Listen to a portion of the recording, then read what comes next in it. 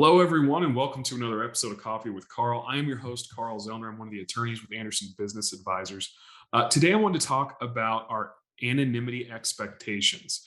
So, we talk a lot about anonymity in our free content we put out there, which is a great time to remind everybody. If you haven't yet, please like and subscribe to our YouTube channels.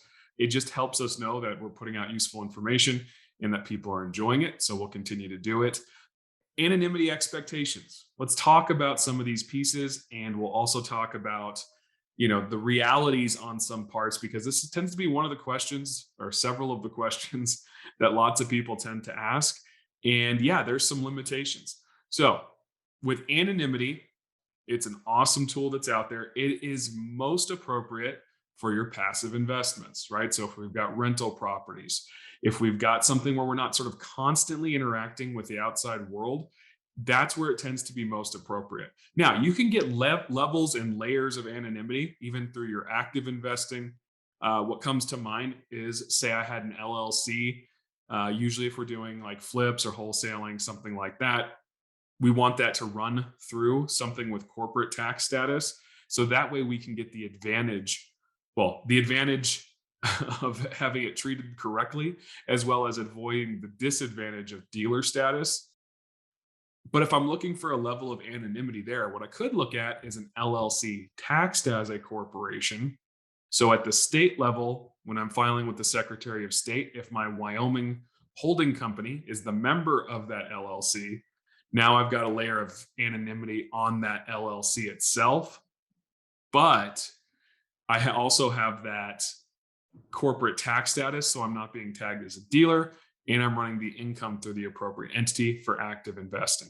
So kind of the best of both worlds there. I would say overall, if I'm comparing between a traditional corporation and an LLC tax as a corporation, tend to like the LLC route just for a little bit more ease of use. It's not a huge differentiator, but it can be useful. Like I say, LLC taxed as, though, we can take some of the benefits of the anonymity that's available to LLCs.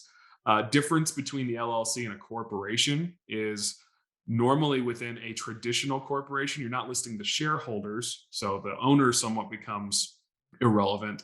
However, you do generally list the board members or some sort of principal for the business. So you usually don't get a ton of anonymity with a corporation. But with an LLC tax as a corporation, there may be a level there.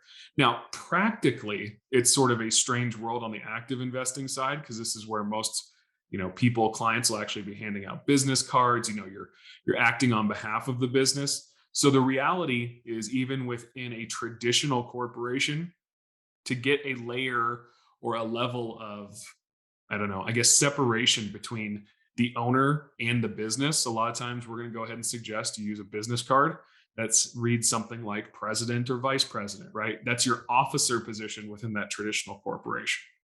So that doesn't designate ownership, but it does designate that you are able to make decisions and bind the business to those decisions. So anybody working with you would be able to rely on, sort of your handshake or your agreement on behalf of your business, but it doesn't designate that you're specifically the owner. So that's why I say there's a practical aspect to anonymity, especially when we start talking about the active business, in that you're going to be interacting with people and they're going to know that you have the ability to commit your business. When we look at the passive side of investments, when you're purchasing a property, putting it up for rental, you could be running it through a property management company in which you're not, a third-party property manager. You really can accomplish a bit more anonymity, because everything else is basically, it's just someone in an investment in which you're getting a return, right? I mean, if I have a third-party property manager, not directly dealing with the tenants, so really it's just a check that comes in the mail once a month. This, to me personally, in my opinion, is where the anonymity is most valuable, because now you're creating that separation and that layer of anonymity for your mailbox money, right? This is the stuff that'll just hopefully be rolling in consistently over long periods of time, and really hopefully not a ton of interaction with third parties, tenants, things like that. So I like anonymity. Like I said, you can extend some of it to even active side of your business. However, it's not let's say, unnoticed by a lot of folks, that there's a practical aspect to it, that if I'm running an active business, I'm the one out there shaking hands, networking, making commitments on behalf of the business. So it's not, I don't get to sit in my lazy boy and nobody knows about it while I'm earning money. So that's more the passive side. And on the passive side is where that anonymity becomes really valuable, especially when we start talking about they can't, people are going to have a very difficult time, number one, figuring out what you own, period. Number two is if something happens, figuring out what else you own becomes that much more difficult as well. So, like I said, anonymity is a really cool tool out there. But I did want to address the active business side because the question does come up, pretty frequently.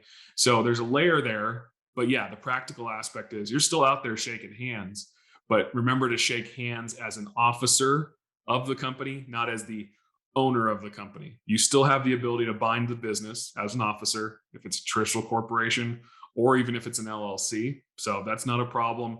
It's really just about controlling the amount of information you're sort of handing over to people willy-nilly. So hope this helped to answer and set a realistic expectation as far as the anonymity goes. Like I say, it's a great tool out there.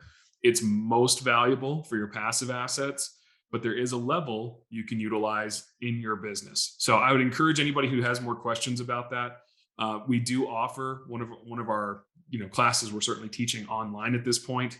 Our structure implementation series goes into this in a bit more in depth, teach you how to use things, where to do your business cards, items like that.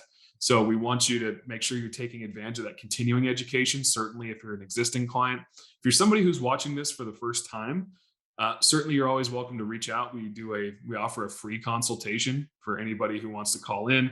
We'll do your wealth planning blueprint, which is just a visual depiction of what we would suggest you're doing. And you can ask questions during that consultation as well. So we try to be readily accessible to our clients and potentially new clients. And otherwise, please keep taking advantage of all the free content out there. Once again, I'll remind you to subscribe and like and share with a friend if you're enjoying the free content out there. Toby, Michael, Clint, who are the partners of Anderson, put out a ton of free content, as well as we do those one-day free sort of intense classes or boot camps on sort of, hey, here's sort of generally what you need to know about tax and asset protection. Certainly, we can't get it to you all in one day, but we tend to like to break it up into different pieces as well. So until next time, thank you all for joining me on this, I would suspect, slightly longer episode of Coffee with Carl. It's been great, and I would continue to encourage you to continue to keep watching and like and subscribe if you're enjoying the content. Thanks, everybody.